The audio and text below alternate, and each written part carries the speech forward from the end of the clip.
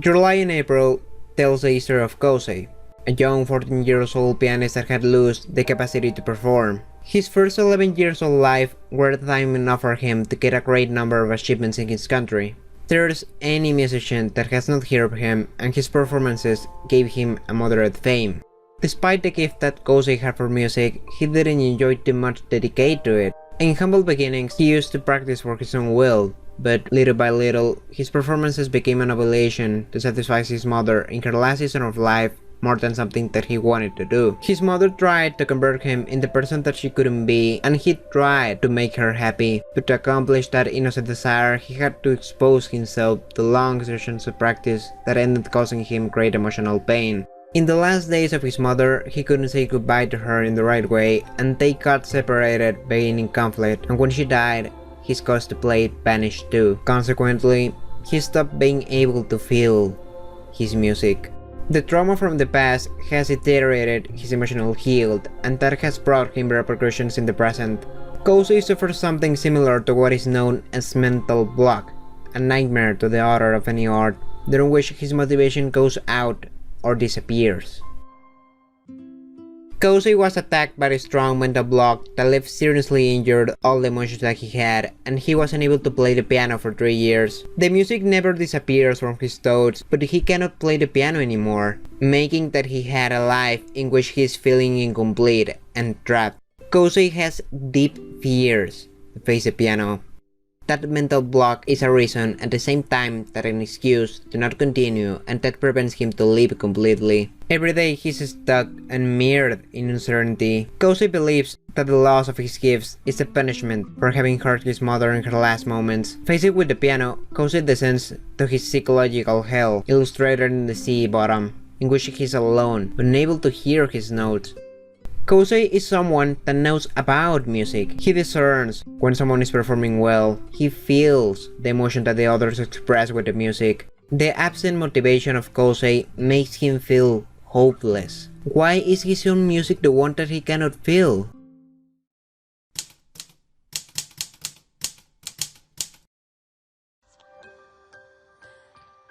July in April has a unique atmosphere.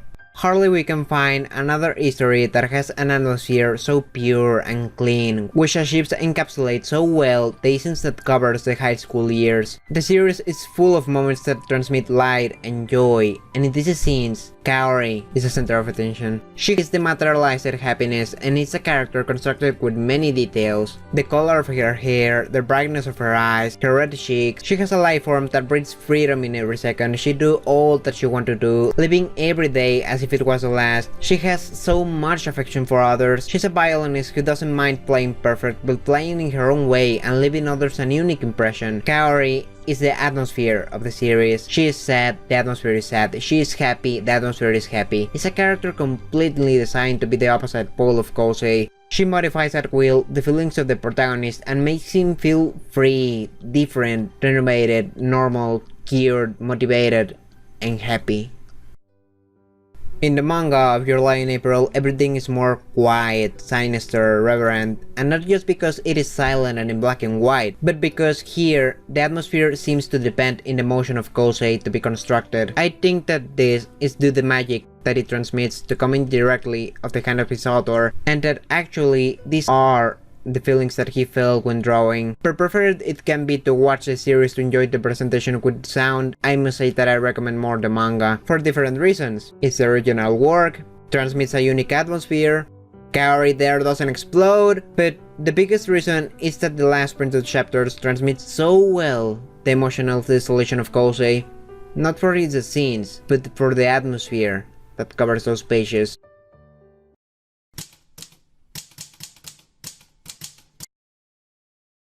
The secondary characters of July and April aren't bad characters, though none of them has so much input like Kaori in the evolution of the protagonist. Rudely, I could say that Tsubaki and Watari are filler characters, but important filler characters. They collaborate to construct the atmosphere, they always have something to say, they have a strong influence of Kosei, but in the end are only instruments to make the things happen, and they have their own deconstruction, but it's very limited. Water is a cliche of the cheerful guy that has many friends, that likes sports, and that never let others to watch his sadness. And Tsubaki.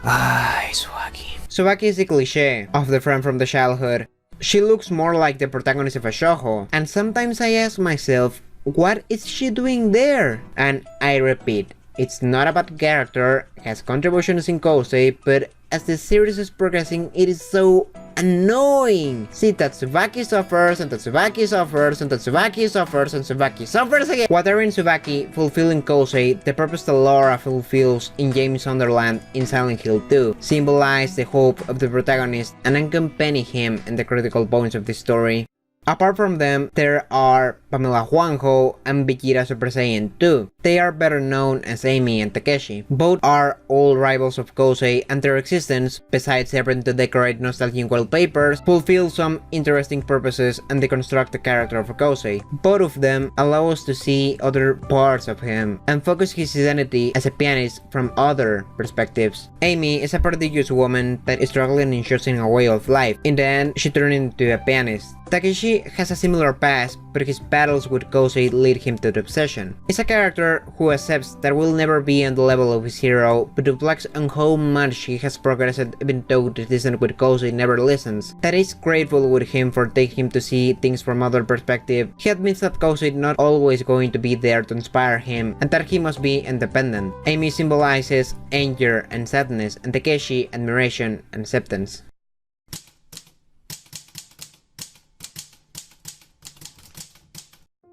July in April talks about the past of his protagonist, his current situation, his complexes, and every secondary that introduces helps to deconstruct that character. The cliches that implements aren't burdensome, for predictable that the series can be, it isn't boring. Since the first moment, the series absorbs the viewer using small details. It has a lot of bittersweet and precious moments, scenes that stand out not only for the events that are shown, but for the things that represents and transmits. July in April sometimes touches the topics of the friendship, the romance, and the familiar relationships. Its principal focus is on the relation between a musician with its music. The music competitions that are shown are full of details, and the series does an incredible work on showing the freedom before entering the hall, the aura of tension in the racks, the anxiety that produces the fact of hearing other musicians and start thinking that you might not play as well as they, the depression before you put on foot, the incredible force of will that you need to fight against the fear of being in the stage, the mental commentaries that the public and the critics do during the presentation,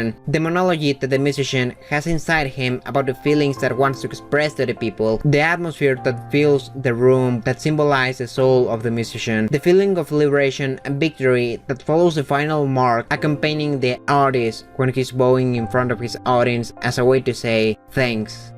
His first half kind of have ended better. Kosei was desperate, full of complex, shattered in body and soul, affected by the cause of his mother. He was trying to fill himself with determination to fulfill a moral promise with his friends and play the piano again, but at the same time he felt torn and thrown in questions. To all this, he managed to give an answer, a conclusion shared with the person who enabled him to reach it. He expresses her his gratitude through a private and secret message that culminates in the union of words and emotions, gentle and delicate, that at the same time are strong and overwhelming.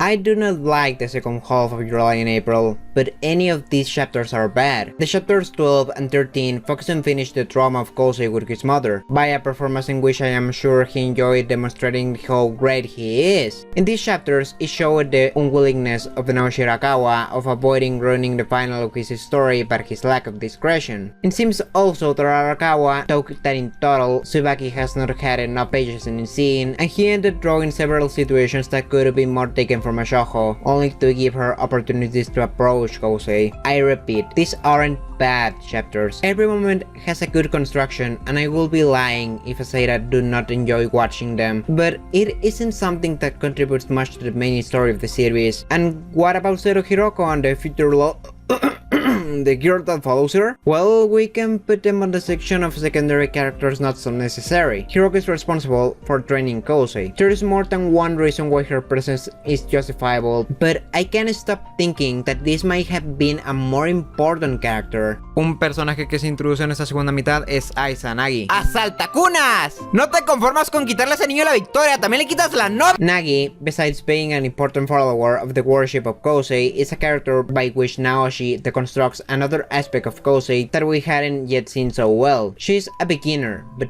talented pianist. She's a representation of Kosei of when he started to play the piano, but through her, we could see the beginnings of an interpreter from a different approach. There are some other chapters focusing on the history of the rivals, and others engaging in that version of Kaori. The second half is nothing more but a long prologue to the final chapter. The last scene of the 11th chapter makes clear how the things will end, and we see other 11 chapters only waiting for things to happen. In the end, I'm not sure what to say about Your Lie in April. Kosei is a character very well made, and the series had an excellent first half. There is no need to praise his atmosphere again. And this series has a lovely music that is used for moments that honor the soundtrack. I say it again. The second half isn't bad, and it's fantastic to see how the aura of happiness and purity of the beginning fades gradually, responding to the circumstances of Kaori. I think that it was good that ultimately the series managed to avoid becoming a pretentious story, including short ideas of personal overcoming one after the other, doing the same mistake that Fairy Tail and Charlotte. But is that atmosphere of desolation what gives foundation to other stories and marks just the beginning of something big? It gives me a bad taste of mouth that the series finished with an environment in which you feel that things have remained unfinished when, ironically, there's any problem left without solution. The feeling I'm trying to describe is very similar to what a person will feel if he saw the Good Father trilogy and later played Mafia 2. What makes the things even more complex is that I can't find another history to compare with Your Lie in April. Of course, I know there's a lot of histories out there like Silent Hill 2 that deconstructs excellently the subject that Your Lie in April did not even want to start, but what I mean is that I can find another history with which compare Your Lie in April in the sense of being a story about afflictions that come with the fact of being an artist and how the love has a very important role to play. Kaori is a character that can symbolize so many things and makes Your Lie in April a series so unique and so beautiful to be seen. Your Lie in April has his mistakes, but it also can stand out for many things. And the most distinctive is that it's a story about a love to the art with hints of romance. And at least for me, that's what makes it so special.